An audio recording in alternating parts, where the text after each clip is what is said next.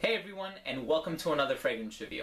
Today, we're going to be taking a look at a fragrance from the designer house of Cuba, Paris, and the fragrance is called Cuba Prestige. Now, there is no release date found for this fragrance anywhere online, nor is there a perfumer who can be credited for creating this particular composition.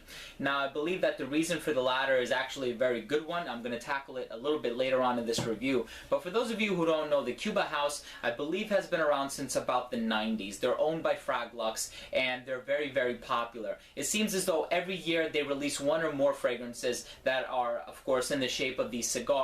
This one has the 3 cigars. As you can tell behind me, there are a few that are available in the single cigars, and the height never changes, just the width or the girth, right? So the 1.7 ounce bottles are the thin ones, and then it gets thicker as you move up in size to the 3.4 ounce bottles. So they're available in a few different sizes, and they go for a very cheap price. They can be had online, some of them for less than $10.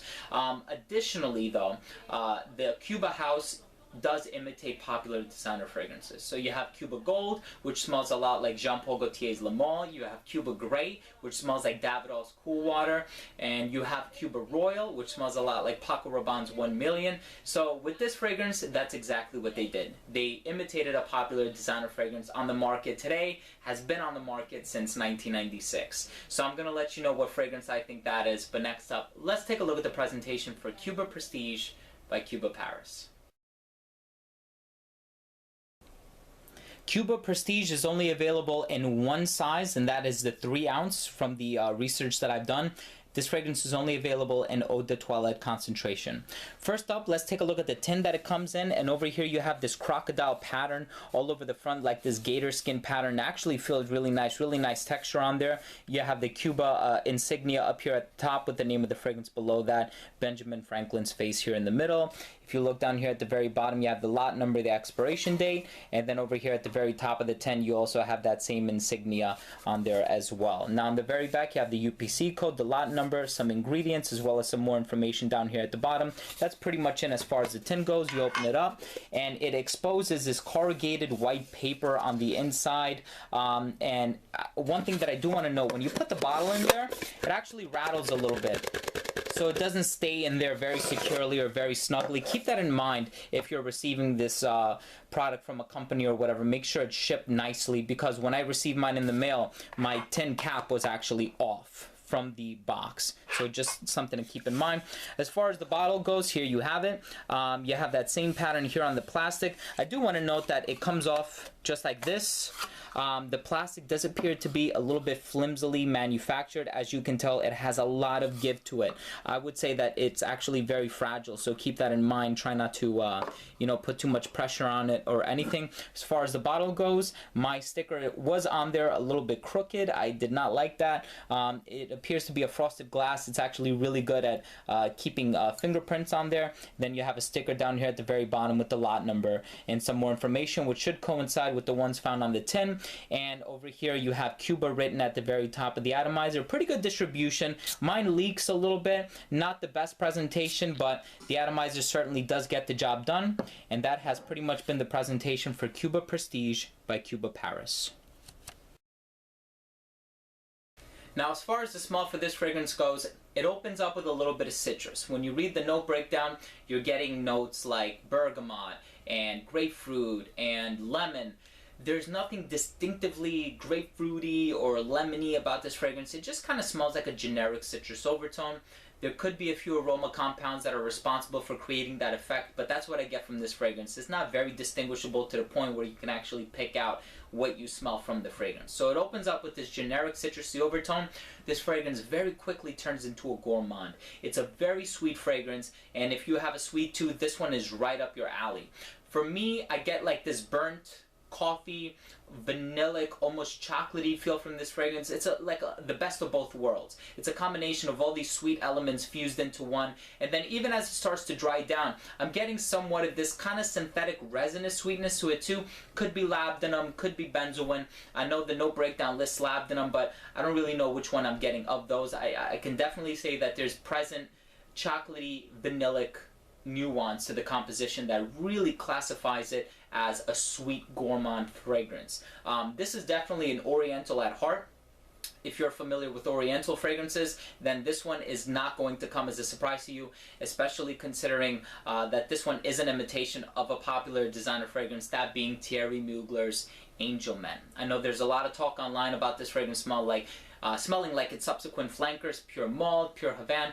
To me, this just smells like Angel Men and nothing else. So if you're familiar with Thierry Mugler's Amen, that's what this fragrance smells like. I would say that the similarities are like 97-98%, and there are definitely more similarities than there are differences. This is actually a very close clone, almost a clone of Thierry Mugler's Angel Men, although I have not done a side-by-side comparison, but just going off the smell and the memories that it evokes alone. So with this fragrance, it opened up with a citrusy overtone. It's very sweet. To me, it smells like chocolatey, a burnt coffee feel to it too, and there's this tar note that people talk about. There's also a spicy nuance in the heart. I know cardamom is listed as a note. I don't really get that airy feel of cardamom from this fragrance, but if it's in there, I'm not doubting it. And there's definitely this noticeable patchouli dry down. Could come across as a little bit offensive though, because it's not like that dense, sensual, rich patchouli.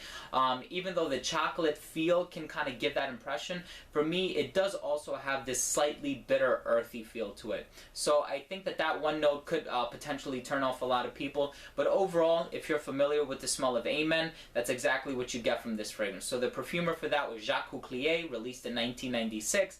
That's really who should be credited for this composition as well, just because this is nothing but a clone of Amen.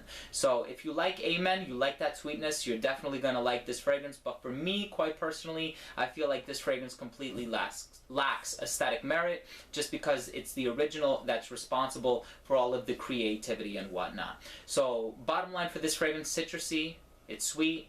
It has somewhat of a lavender feel in there too, a little bit of burnt coffee, a tar note, and then it dries down into this resinous sweetness while still maintaining that patchouli fixative note that's used in this fragrance. In terms of compliments or complaints, like I said, because I can see people getting turned off by that tar note that this fragrance has, it's really middle of the road. I can't say you're definitely going to get a compliment, and I definitely can't say that the person who's going to smell you is going to hate you for wearing it. So it's kind of middle of the road. And then lastly, have I worn this fragrance outside of testing? No. If you own the original, I really don't see a point to reach for this one, especially since this could come across as being an inferior product, because it's like, well, this is a copy of the original, so why not just wear the original if you own it? So that's it. That was my review of the smell. Last up, we have the rating. Thanks for watching. First up, we have uniqueness and overall smell, and I ended up giving this fragrance a 3 out of 10. Now, I don't mean to sound hypocritical because, like I said, this one does bear many similarities to the original, and I absolutely love the original, but we are rating the uniqueness here, and this one has no uniqueness, no originality. It is nothing but a clone of Thierry Mugler's Amen. So for that, I cannot award it any points, and you do have to consider the fact that the original is not the most versatile fragrance either. So because this fragrance contains that subsequent tar note, it is also a little bit hard to pull this off. So in terms of overall smell, even though it lasts a long time and fixatives were used successfully, I cannot say that everybody is going to love the way this fragrance smells on you. So I had to give it a low mark of a 3 out of 10. Next up, we have longevity. I ended up giving this fragrance an 8 out of 10. I know many people say the original Amen lasts 12 plus hours on their skin. This one doesn't do a bad job either. This one lasts at least 8 hours, and that's well above average for an eau de toilette concentration. So I ended up giving it an 8 out of 10 for the 8 hours average that it does last on my skin. Next up, we have projection. Also gave this fragrance an 8 out of 10. This one projects about an arm's length, if not more than an arm's length, for the first 2 to 3 hours. After that, it starts to sit a little bit closer to the skin, but you still have this decent scent bubble around you. It never fully disappears or evaporates, and you always get it lingering on your skin. So that's really good projection in my books. An 8 out of 10 is awarded in this category. Next up, we have versatility. I give this fragrance a 4 out of 10. Now, I can definitely see this being a unisex fragrance. I really think that the sweetness and the oriental facets can go either way. In terms of social scenarios though, I can only see this one being worn on a night out, if you're going on a date, to a club, a party, something of that nature, maybe semi-formally.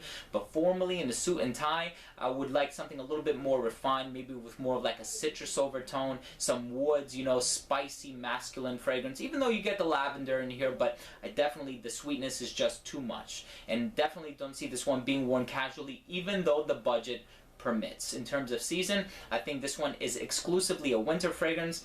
because of the performance, also because of the compositional makeup. And that's it as far as the versatility goes. 4 out of 10.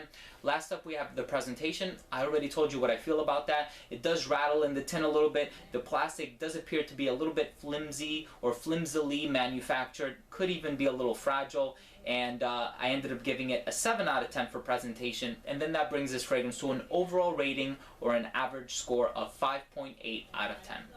So there you have it. That was my review of Cuba Prestige by Cuba Paris. If you have any questions, comments, or concerns, please feel free to shoot me a message. I will try to get back to you as soon as possible. If you own or have smelled this fragrance, please let me know what you think by leaving a comment down below. Also, please don't forget to comment, rate, and subscribe. It would be greatly appreciated. Again, thank you guys so much for watching. This has been Steven with another fragrance review from Red Essence.